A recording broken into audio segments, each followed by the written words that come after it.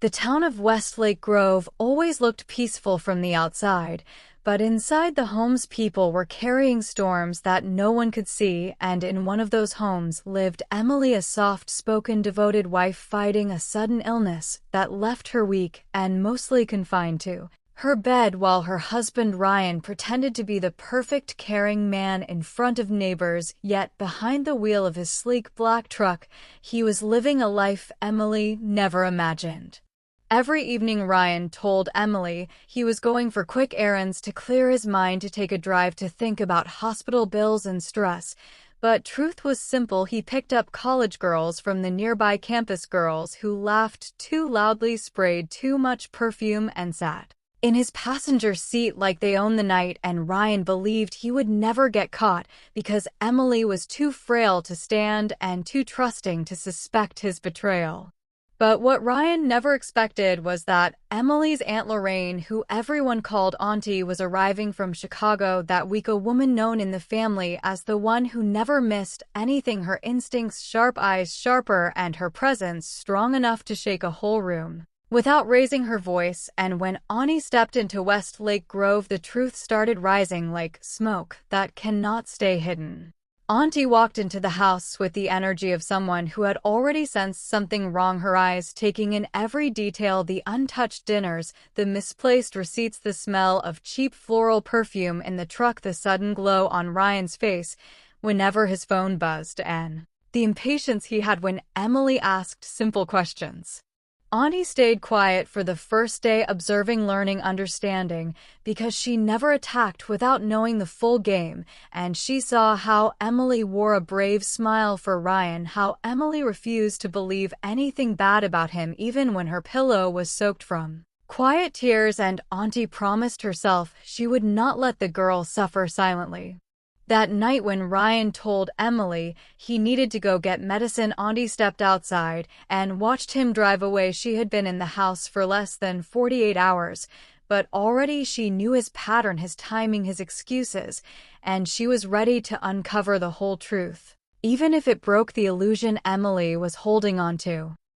Aunty borrowed a neighbor's truck and followed Ryan, staying just far enough to stay unseen. She watched him pull into a gas station, and there waiting already were two college girls dressed for attention, not safety, one with neon pink hair, one wearing a glitter jacket, leaning on her small silver car, both rushing into Ryan's truck with the confidence of someone who had done this many times before. Aunty watched as Ryan laughed the laugh he never gave Emily anymore, tossing his head back, tapping the steering wheel like a teenager breaking curfew, and together they drove off into the long empty highway that led nowhere but trouble. And Aunty felt her heart heavy but firm, because truth hurts, but lies kill. She waited until they returned near midnight, the girls stepping out, giggling, fixing their hair, while Ryan leaned close, whispering things he would never dare whisper around Emily. Aunty felt anger rising, but she kept her calm because the right moment to strike was coming, and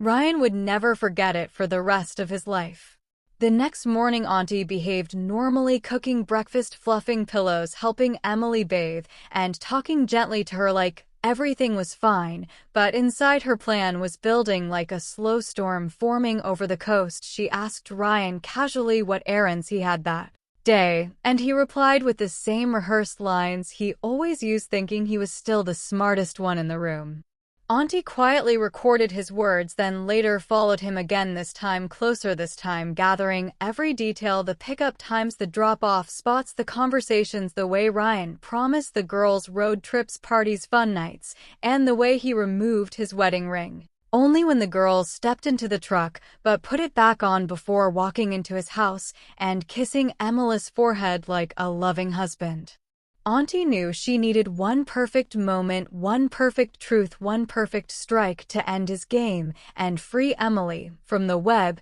he built around her heart. On Friday evening, a thunderstorm rolled over Westlake Grove, lightning slicing the sky and rain beating down hard, but Ryan still left for his so-called late pharmacy run because the girls were waiting, and he never missed a chance to escape. And Aunty told Emily she would step out for a bit to buy her favorite tea, even though she knew exactly where she was going. But this time Aunty did not hide. She parked right next to Ryan's truck at the gas station, stepped out in the rain with the presence of a woman who had seen enough betrayal in her lifetime, and when the girls tried to run into Ryan's truck, Aunty stood right in front of them, blocking their path with one simple stare that froze the air. Ryan stepped out shocked, confused, defensive, but Aunty raised her hand, and what followed was the quietest, strongest moment he had ever faced, because Aunty said in a steady voice that cut through the storm that she knew everything, that